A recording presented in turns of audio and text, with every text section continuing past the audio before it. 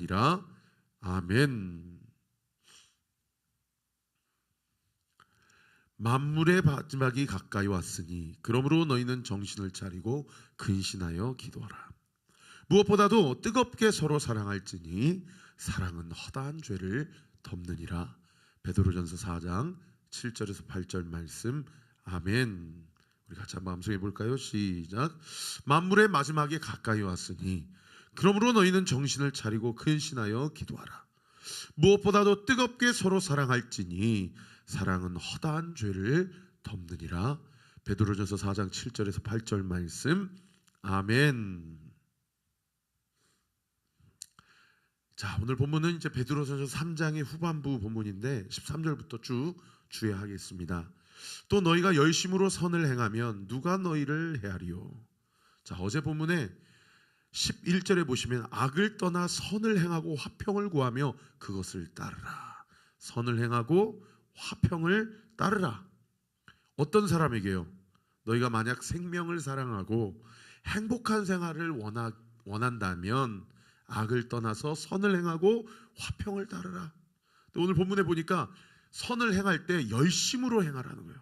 그렇게 하면 누가 너희에게 해코지하겠냐, 해하겠느냐라는 이야기를 하는 것이죠. 그러면서 14절에 뭐라고 얘기합니까? 그러나 의를 위하여 고난을 받으면 복이 있는 자니 그들이 두려워하는 것을 두려워하지 말며 근심하지 말라. 여러분, 자기 죄 때문에 고난받는 것은 복이 있는 것이 아니고 그것은 어떻게 보면 공의로운 거죠. 하나님의 정의로우신 하나님이라는 걸 드러낸 거 아닙니까? 그런데 우리가 지난 주일날 살펴본 대로 부당하게 고난을 받아도 하나님을 생각함으로 참는 삶을 살아가는 자는 복 있는 자라는 거예요. 시편 1편에 보면 복 있는 자는 악인의 꾀를 쫓지 아니하고 죄인들의 길에 서지 아니하고 오만한 자리에 앉지 아니하고 오직 여호와의 율법을 즐거워하여 그 율법을 주야로 묵상하는 자로다. 그는 시냇가에 심은 나무가 시절을 쫓아 과실을 맺으며 그 잎사귀가 마르지 아니함 같으니 그가 하는 모든 일이 다 형통하리로다. 복 있는 사람이 어떤 사람이에요? 시냇가에 심겨진 나무와 같은 인생이요. 율법을 주야로 묵상하며 그것을 하나님 앞에서 순종하고 실천하는 사람이다.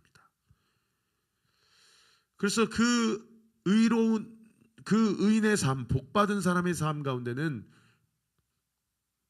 합당한 이유 없이 의를 위하여 고난받는 그 고난이 우리에게 얼마든지 있을 수 있다는 거죠.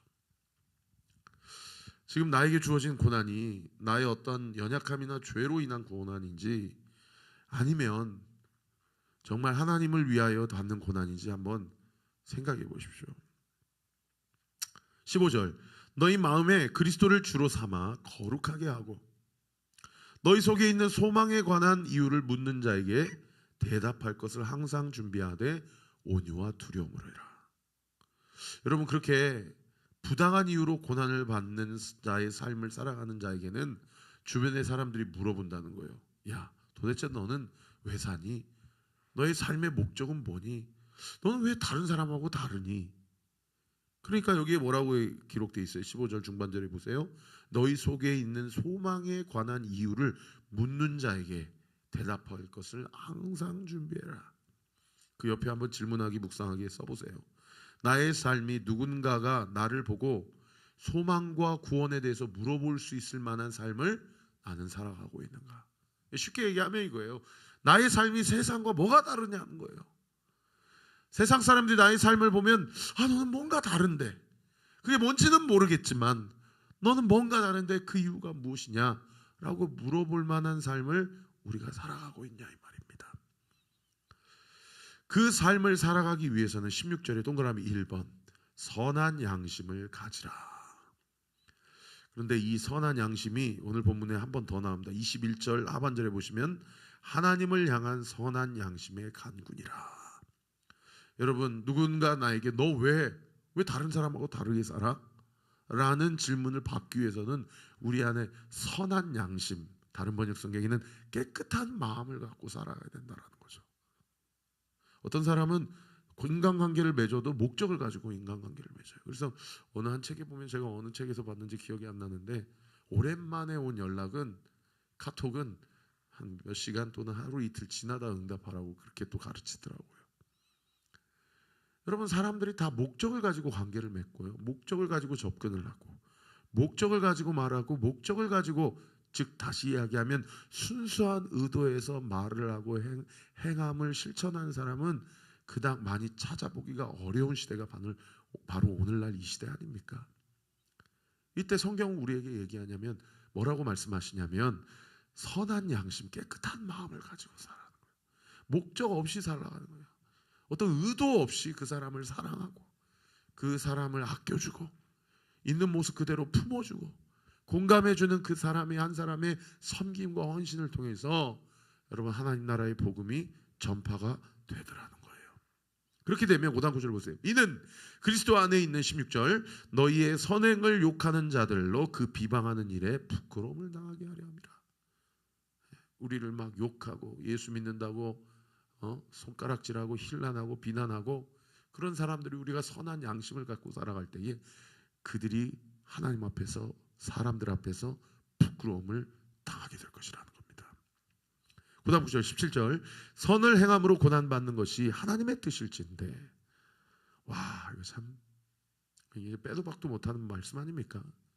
하나님의 뜻이 뭐라고요? 선을 행함으로 고난받는 것이 하나님의 뜻이래요. 여러분, 옆에 질문하기 묵상하기 한번 써보세요. 나는 하나님의 말씀 앞에 순종함으로 고난받은 적이 있는가? 고난받고 있는가? 혹시나 내가 그런 고난과 어떤 영적인 어떤 진중한 질문이나 고충이나 애로사항이 없다고 그런다면 어쩌면 나의 삶이 세상 사람들이 살아가는 삶과 별반 다르지는 않은가? 우리 자신을 한번 정직하게 질문해 보아야 할 것입니다. 그 다음 9절 악을 행함으로 고난받는 것보다 나으니라. 그러니까 이 세계관 안에서 보면 여러분, 선을 행하든 악을 행하든 인간의 삶은 사실 고난의 연속이다. 어떤 철학자가 얘기한 것 같은데 그렇지 않습니까? 신생아가 태어나면 축복해 사랑해 해주기도 하지만 속으로는 다 뭐라고 생각한다고 그래요? 아휴, 인생이 얼마나 힘든데 너도 얼마나 힘든 삶을 살겠니? 이런 생각을 한대잖아요. 그런데 성경은 뭐라고 얘기합니까? 인생은 고난의 연속인데 자기의 죄로 인하여 혹은 악으로 인하여 고난받는 것은 누가 칭찬을 할 수 있겠으며 하나님도 그것을 어떻게 칭찬할 수 있겠냐? 그러나 선을 위해 고난받는 것은 하나님 앞에 칭찬받을 만한 일이요, 하나님 앞에 아름다운 일이다. 18절 그리스도께서도 단번에 죄를 위하여 죽으사 의인으로서 불의한 자를 대신하셨으니, 이 고난당한 의를 위하여, 선을 위하여 고난당하신 분의 최고의 모델이 예수 그리스도 아닙니까?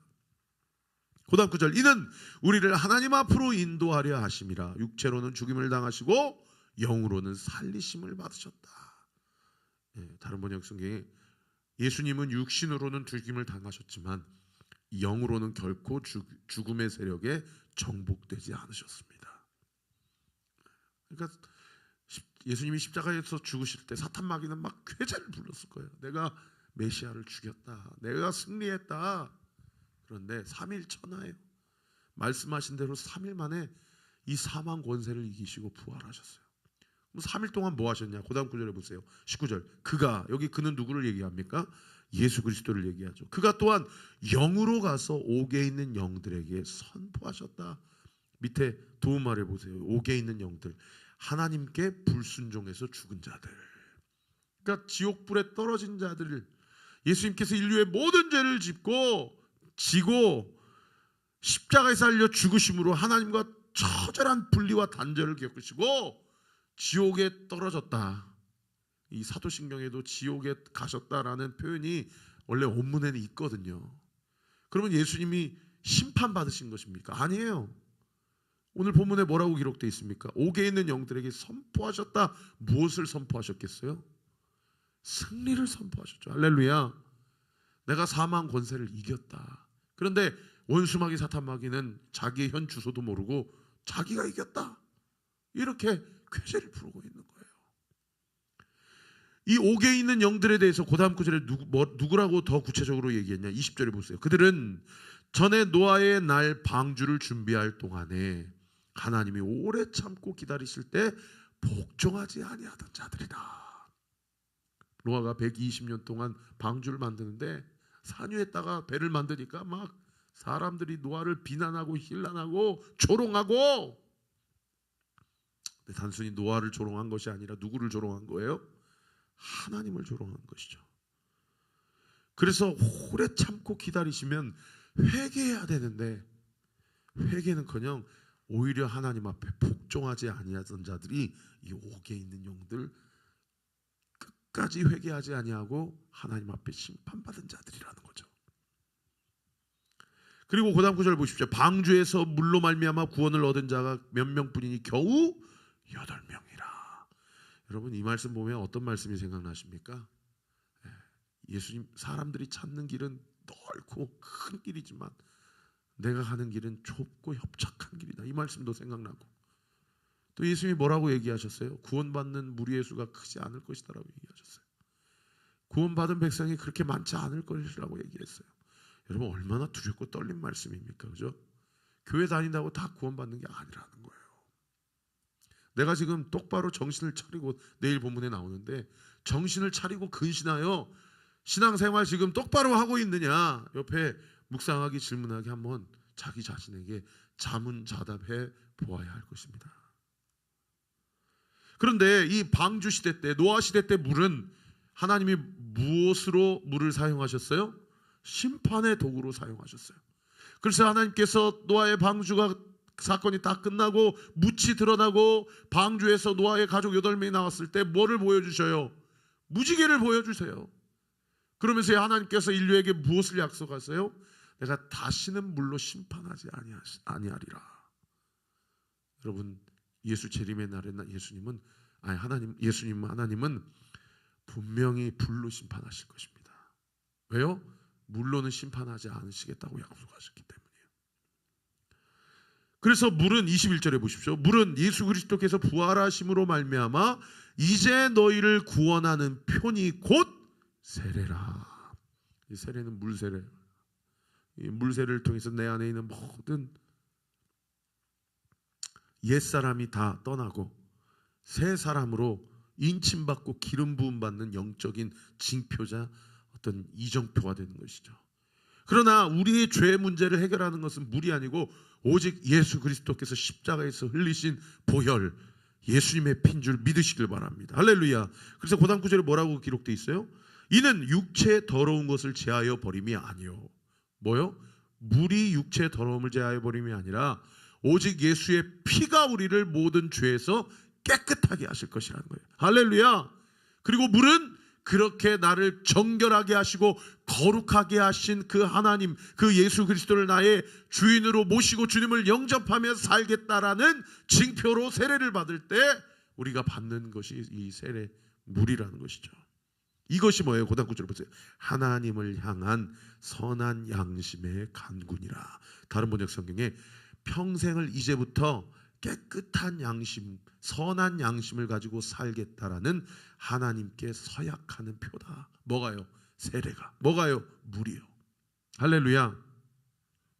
그러므로 사랑하는 성도 옆에 한번 질문하기, 묵상하기 써보세요. 내가 나의 죄 문제나 나의 인생의 어려움, 고난이나 환난이나 곤핍이나 여러 가지 어려움 가운데 있을 때에 나는 예수 그리스도께 피하고 있는가?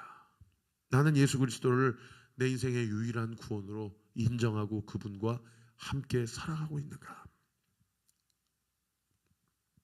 마지막 구절입니다. 22절. 그는 하늘에 오르사 하나님 우편에 계시니 천사들과 권세들과 능력들이 그에게 복종하느니라. 예수님께서 사망 권세를 이기시고 약속대로 부활하시고 승천하셔서 지금도 천사들과 권세자들과 능력들의 그 복종과 높임 받으심을 지금 받고 계신다라는 것입니다.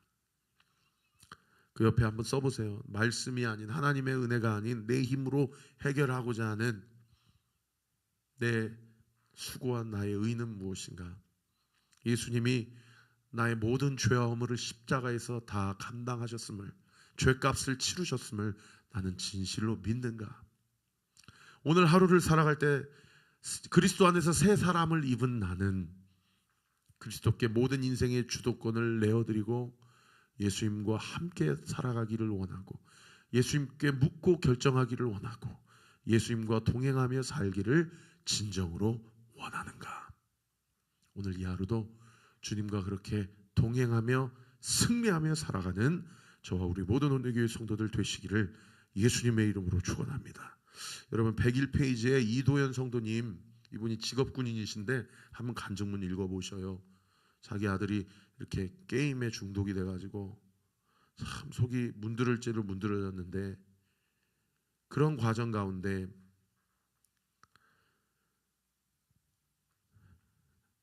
자기가 가정을 돌보지 못하고 자기 와이프는 우울증에 빠져서 우리 아들이 애정결핍에 걸려 게임에 빠진 것은 아닌가라고 하나님 앞에 자기의 죄를 보게 되고 자기를 기다려줬던 예수님이 자기가 10년 만에 소그룹 리더가 된 것을 보고 10년 동안 나를 주님이 기다려 주었으니 나도 우리 아들을 10년 동안 기다려야 되겠다. 그래서 옆에 그 밑에 적용하기 보시면 아들이 게임을 하다가 화내고 울면 나무라지 않고 속상하겠다고 공감해 주겠다. 예배 시간에 떠드는 부서 아이들을 봐도 참고 있나야 하며 교사의 자리를 잘 지키겠다. 여러분 오늘 이 말씀 의를 위하여 받는 고난, 이 말씀을 좀 깊이 묵상하면서 내 안에 있는 나의 죄와 연약함이 무엇인지 하나님 앞에 고백하고 그럼에도 불구하고 나를 구원하시고 나를 끝까지 기다려주신 예수님, 나는 누구를 예수님을 생각하며 기다려주고 사랑해줘야 할까? 여러분 생각나는 사람을 위해 기도하고 우리 서로가 우리 온누리교회 성도님들이 서로를 생각하고 서로를 위해서 기도하게 될 때에 이 예수님의 은혜와 사랑이 우리의 삶 가운데 온전히 나타날 줄 믿으시기를 예수님의 이름으로 축원합니다. 기도하겠습니다. 아버지 하나님 감사합니다. 오늘 이 말씀을 통하여 다시 한번 예수 그리스도께 피하고 그리스도 안에 거하고